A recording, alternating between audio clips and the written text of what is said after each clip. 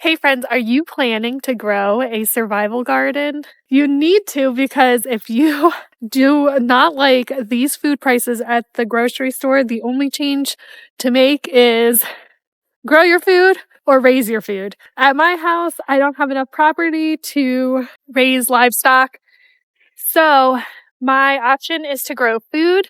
I really found it to be just such an awesome hobby as well. So it for me is a hobby that has paid off quite tremendously. And I want to show you how you can grow food where it ends up being free. And if you end up loving to do it too, then that's just a plus, right? You may not have this amount of land to grow your food, and that is okay too, because you can grow in containers, you can grow hydroponically. There are so many ways for you to grow your food and supplement on that grocery bill. So don't feel like you are left out if you can't do that. There's always some way to grow something to make that lessen your grocery bill. Nowadays, our food is so expensive. You have very little options as far as lowering your grocery bill. But if you could take something off your list, that would make it better, right? Well, I can't raise chickens for eggs or meat or any livestock because in my township, we require a minimum of 3 acres in order to do so. I don't have 3 acres, but I can grow herbs, greens, potatoes, vegetables, fruit, beans. I can grow a lot of things just on my property. And that takes off a lot from our grocery bill. Grow a little or grow a lot, but grow something to make your grocery bill less costly. So if you want to start a survival garden, what does that even mean? Well, think modern day victory garden. Much warmer in here. Kick out those recalled foods from your house. Make your food source at home. So are you prepared? Because now is the time to get started. It is time to grow food. I'm going to show you a little clip of me getting my spring vegetables started. These are going to be going outside around St. Patrick's Day. While you're checking that out, let's dive into what a survival garden is and how you can do it. About 13 or 14 years ago, I began my gardening journey and found that it was one of my favorite things to do. I started out really small with very little money. I was young, I had a new family, and we did not have many resources. We did not grow up growing food for ourselves. So this was new territory for me, as well as something I could not invest a lot of money into. So I started growing some seeds in my garden because my neighbors actually inspired me and kind of showed me how to do beans, which then led me down this gardening rabbit hole. Now you can easily go to the Dollar Tree stores or the dollar stores and find seed packets for 25 cents. You're not going to get a lot of seeds, but it would definitely be enough to grow for that season. If you're starting out, that's a great way to start your seeds. The only difference with dollar store seeds is that the packets don't contain a lot of seeds. That's okay, right? Like, you don't need to have a ton of seeds to start with. But you can also go to a greenhouse and get packs of little plants if growing seeds is not an option for you yet. Okay, so with very little money and few resources, my neighbors gave me tips and lots of knowledge. And from there, I went to my local library and I researched book after book to find out how it all happens, the science behind it, the excitement behind it, the planning, all those things. And then I watched many videos on YouTube specifically of successful gardeners and learned from there. I am so happy that I feel confident enough to share a lot of my knowledge with you guys now, and I hope I can inspire a bunch of you to start a garden as well. And You might think, I'm in a small space. I don't have a big outdoor backyard. I don't have room to grow all my food. Well, that's fine. You don't have to grow all your food. Even if you get a little cup and you grow lettuce in it, I mean, that could be like one whole meal. So over the last decade, I gradually improved my skills and invested in my garden. Each year, the more food I grew, the less it cost at the store. That money I was saving, I was able to take and invest in my gardens. And every year on, I did it until things were much easier and I had less to invest. Last year, after growing for many, many years, I was able to grow some of our fruits, a majority of our vegetables, and all our flowers started from seed at home. And that was a huge accomplishment for me. I was able to preserve hundreds of jars of food. We are still eating from them every week, and it just feels like such a big accomplishment because I know what's in those jars. I know they're not recalled at the store, and a lot of that food was free. I spent a couple dollars on a packet of seeds. Those seeds have lasted me year after year, and those plants put out pounds and pounds of food. Last year I was bringing in baskets and boxes full of food, weighing 10 pounds, 20 pounds, 50 pounds. It was unbelievable. I never thought that I would get to that point where I could be growing that much food and supplementing our grocery bill to that extent. So I am very excited to share with you how to grow an edible survival garden. Let's knock down these grocery bills, send back the recalled foods, and grow our own food. It doesn't matter if your yard is big or your yard is small. It doesn't matter if you grow indoors or outdoors. There are all different ways to grow food. You could grow in containers, and from what I can see, Greenstock is a highly recommended growing tower that grows vertical space into consideration and uses that instead of your horizontal space, which is great because we all know we can grow up if we have free space, right? You can grow hydroponically. You can grow outdoors in your soil. You can grow in raised beds. There are so many ways to grow your food that I wanted to show you what I do.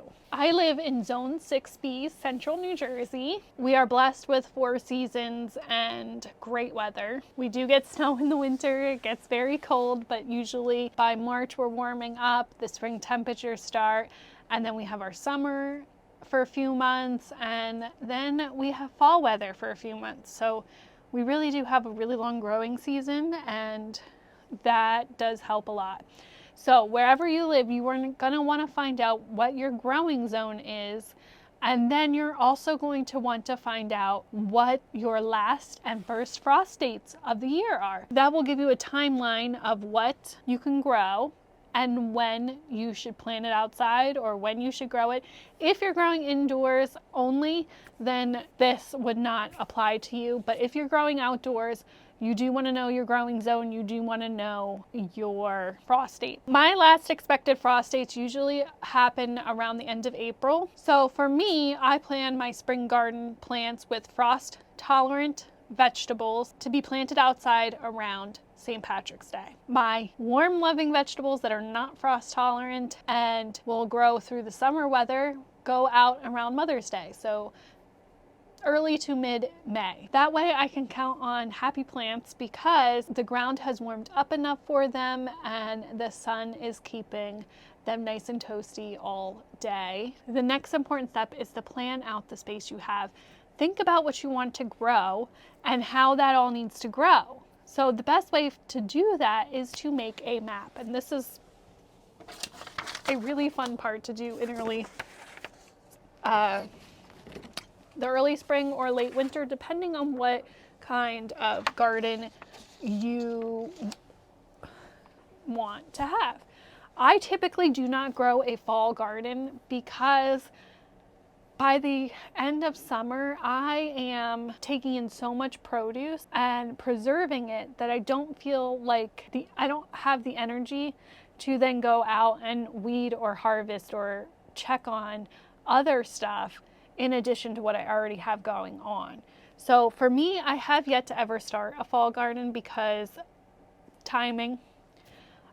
Then you're coming into the holidays, and I just closing the gardening chapter at that point, and just preserving what's coming in and what I already have. Because most of the time, tomatoes, some of your root stuff, like all that will grow towards the end of summer into early fall, and they'll last until you have a hard freeze. Like green beans too, they'll last until you have a hard freeze. So I can be still harvesting food all the way till winter temperatures hit us, even when I don't plant a fall garden, because my summer garden will still keep going. It won't help you to start more seeds than you can plant or buy more crops than you can place in your garden.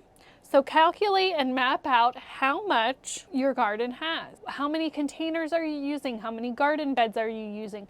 How much space do you have to grow what you want to grow? I categorized my garden into 3 lists. Crops that needed large, sturdy trellises. Crops that need T-post trellises that don't need to be huge, can easily be moved through places. I keep my large wooden ones as a more permanent structure. And then I have just our garden bed areas. They don't necessarily need any trellises. Maybe I'll put some A-frames in just to give extra support, but otherwise they don't require any extra. If you're planting into containers, decide what kind of containers you will need to grow the type of crop that's coming. So if you're going to do tomatoes, you need to think about, are they determinate or indeterminate? Because determinants don't need a lot of support, but indeterminants would need a lot of support. They grow very, very tall. So you want to think about the size of your containers that you have, how many containers you have, and then obviously think about what you want to grow. I can grow fruits, vegetables, greens, beans, and herbs. This takes a huge chunk off my grocery bill, and then I only have to buy meats, dairy, grains, and specialty items. When you think about what you can grow, think about what you like to eat. If you were to go to the store, what do you want to buy? What do you want to pick out that can grow in your environment? You can also look at recipe books. What recipes do you want to make? What herbs do they require? What fruits, vegetables? What do you need to put in those things other than your grains and meat? So that will help you to determine what you need to grow.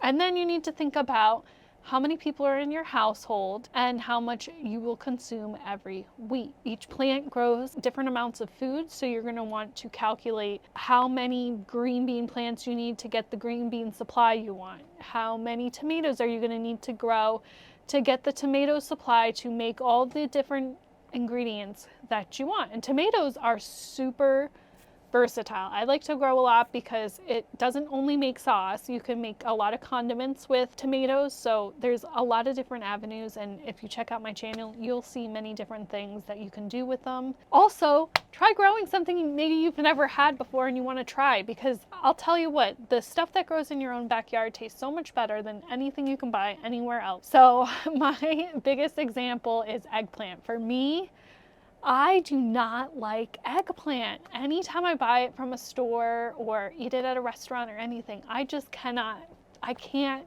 consume it. I get so grossed out by the flavor. I don't know what it is, but for some reason, the best cook in the world could make it, but I just don't like it when I go out and eat it. I have grown eggplant and made it at home, and my homegrown eggplant is downright delicious. I can totally eat it. I actually crave it. I love the eggplant that grows in my backyard. But if I were to buy an eggplant from a store and cook it, I just am so turned off by the taste. When you're growing your vegetables, if you want to get a really good crop harvest, you are going to want to make sure your soil is good. Your soil needs to have nutrients in it so that the plants can thrive, because when the plants thrive, then they produce tons and tons of healthy, happy fruits and vegetables for you to eat. You can get a soil test from the store, or you can get a lab soil test done to check your soil. Okay, but let's get to the fun part. Let's check out what I am growing in this map this year in 2025. This is so exciting. I love it. This is like my favorite part.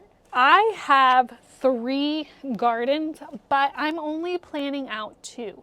I have been working over the years on trying to convert my very back first garden into a perennial garden, which will have a lot of our berries and stuff in it. I do have some perennials in all 3 gardens, but these are mostly for my crops that I'm planting this year. And then if I mess up my counting or I decide I want to plant more stuff, then I have access to the back garden. But overall, I'd rather just keep it to the perennial stuff, herbs and cover crops, because I've used that area a lot already. So when you come through my backyard, you would come off the deck in between these 2 gardens.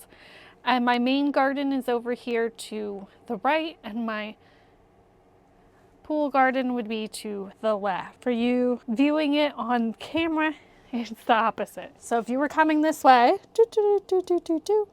this is the door to come in here, and we're gonna look at the main garden first. This is what I have planned so far. My pole tomatoes to go here. Okay. As well as cherry tomatoes. And these pole tomatoes are probably going to be my colored pole tomatoes, because I also have in this garden more pole tomatoes, because we love tomatoes here, especially me. Okay, so I have more pole tomatoes here and here. These are going to be the red slicers, and this will be my paste poles. Now, I also have bush tomatoes that will go in this garden bed. I said we would start with this garden, but looks like we're just starting with tomatoes. So colored pole tomatoes, cherry tomatoes, pole tomatoes, which would be like our beefsteak, fresh eating varieties. More pole tomatoes and bush tomatoes. Let's go back over here to the main garden. Over here, I was thinking of planting corn, and I haven't decided if I'm going to plant sweet corn there or a dry corn. I have seeds for both, so they are both an option for me. Over here, I'm gonna grow my summer squash. And that would include my patty pans and smaller squash options. Over on these trellises, they don't really get afternoon sun. They get mostly morning, early after lunchtime sun. But then towards the end of the day, it does kind of get a little bit of sun again. But this is perfect for my blue lake pole and rattlesnake beans that I want to try. And then this will be my cowpeas. And both of these are going to start off with peas. I'm also going to grow my Jack's Magic green beans here. And again, the peas will start first. And then over here, I'm gonna grow some small melons with peas first. Over here, there'll be a little small area, and I was thinking of growing my yellow or purple bush beans. I probably will grow yellow because I have a lot of yellow bean seeds. So that's probably what I'll grow, but that is gonna be bush beans here. In this bed, I am gonna grow cucumbers, and over here, sweet peppers. Now, when I was laying out these areas, I was trying to make sure that my plants going next to each other are friendly and that they're not, the peas aren't going to be mad at the peppers and the cucumbers aren't going to be mad at the green beans, right? Because you want everything to help each other out. Now, this is where I've kind of changed my mind a couple times.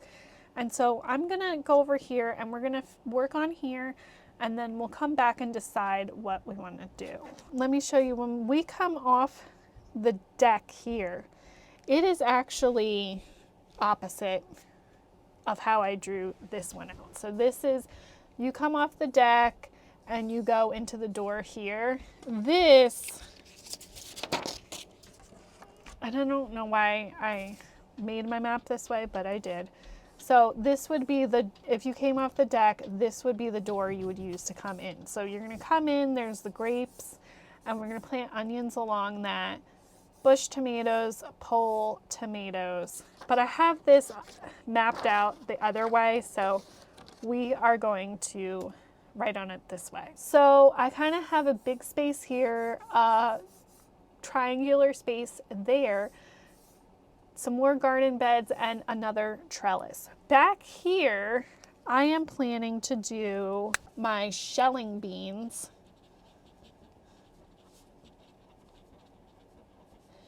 And I'm doing the 1500-year-old cave beans and Cherokee black. Okay, so those are our trellises over here.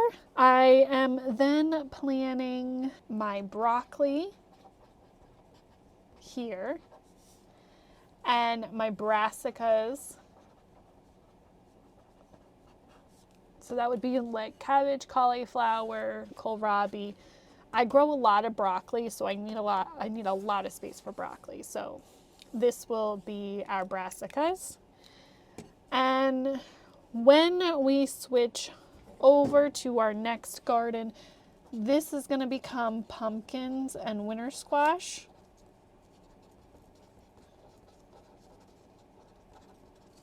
And then this will become zucchini.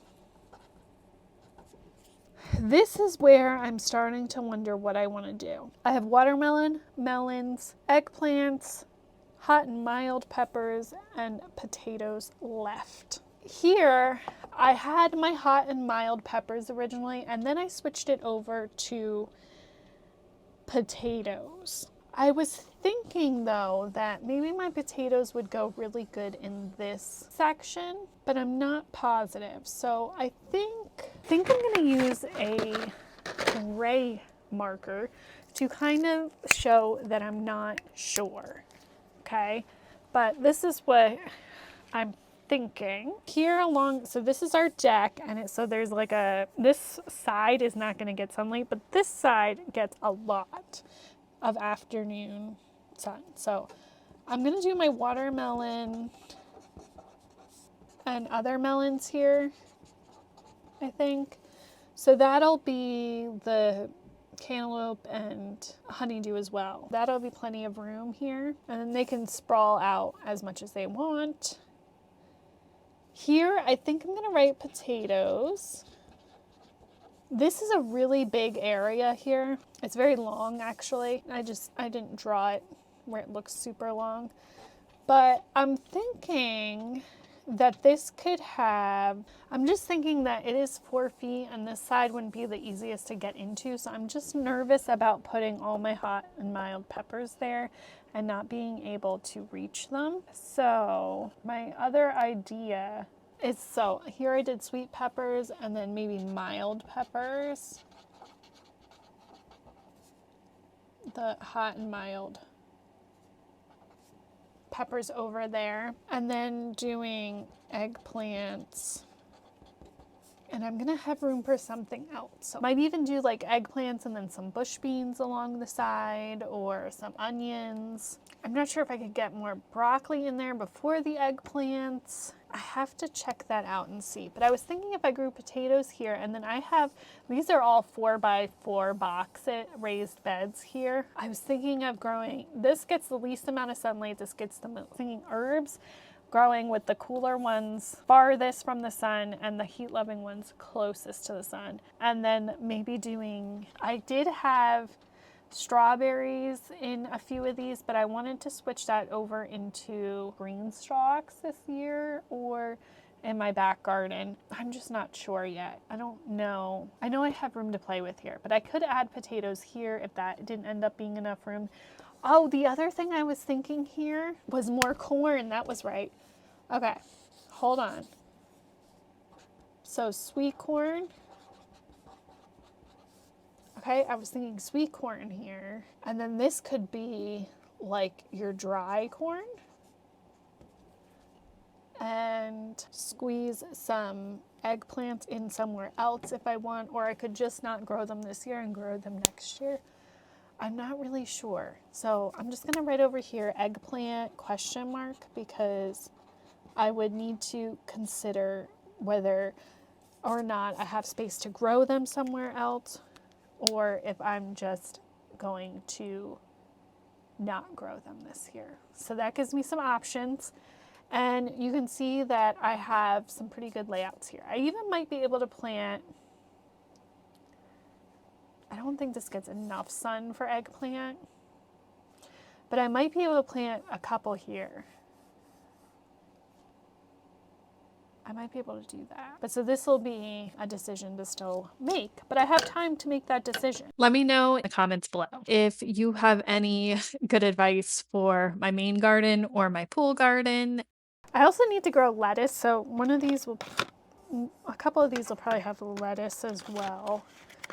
I also really like growing lettuce on my deck in pots because I just think less bugs get into it and it's easier to clean. Hope I've inspired you to grow some food this year, because even if you grow a little bit, it's gonna make a dent in your grocery bill. Because I don't know about where you live, but one tomato where I live is like $5. So you can get an entire seed packet and grow 100 tomato plants for $5. Really consider getting your hands dirty and growing something, even if it's just herbs. Herbs are really fun to grow. They're so forgiving and you can dehydrate them. They don't take up a lot of space when they come into your house. You can make a lot of different flavorings with them. So I really encourage you to check out some videos, research at your library, and see what you want to grow and give it a try. And give it a try more than once, because you can't control the weather. And the weather sometimes is going to be really nice to work with, and sometimes it's going to be a struggle. You can't prevent a drought. You can't prevent floods. All you can do is try to work with what you have, and some years your stuff is going to thrive and some years it's going to not. Worst case scenario, you're getting your vitamin D from being out in that sun. So thanks for hanging out with me today, and I hope I see you again soon. Bye!